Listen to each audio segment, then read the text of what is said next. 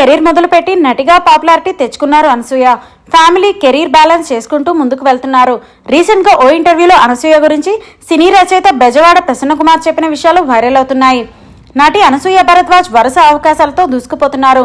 వచ్చిన అవకాశాన్ని సద్వినియోగం చేసుకుంటున్నారు. సోషల్ మీడియాలో కూడా చాలా యాక్టివ్గా ఉండే అనసూయ కొన్నిసార్లు నెటిజన్ల నుండి ఎదురయ్యే ట్రోల్స్ వల్ల ఇబ్బందులు కూడా పడ్డారు.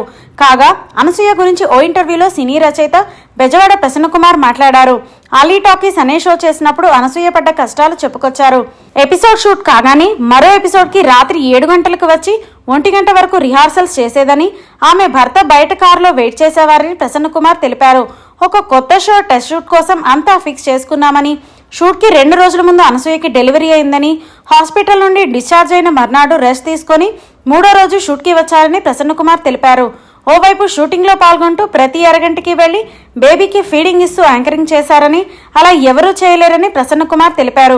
అయితే ఆ ఒక్కరోజు షూటింగ్ కోసం ఇప్పటి వరకు అనసూయ డబ్బులు అడగలేదని ప్రసన్నకుమార్ తెలిపారు. కనీసం ఆల్టర్నేట్ చూసుకోమని కూడా చెప్పలేదని, అసలు వాళ్ళింట్లో వాళ్ళు ఒప్పుకోవడం కూడా గ్రేట్ అని అన్నారు. సోషల్ మీడియాలో చాలా మంది ఆమె గ్లామర్ చూసి విమర్శలు చేస్తారని, ఆ కామెంట్స్ చూస్తే వాళ్ళు చిన్నగా అనిపిస్తారని అన్నారు. అనసూయ అంత టఫ్ అమ్మాయిని తను ఇండస్ట్రీలో ఎక్కడా చూడలేదని, ఏ అబ్బాయి కూడా తనని ఫ్లర్ట్ చేయలేడని, చాలా స్ట్రాంగ్ ఉమెన్ అని, తన వెనకాల ఉన్న స్ట్రగుల్ తెలిసిన వారు బ్యాడ్ కామెంట్స్ చేయరని ప్రసన్నకుమార్ చెప్పారు.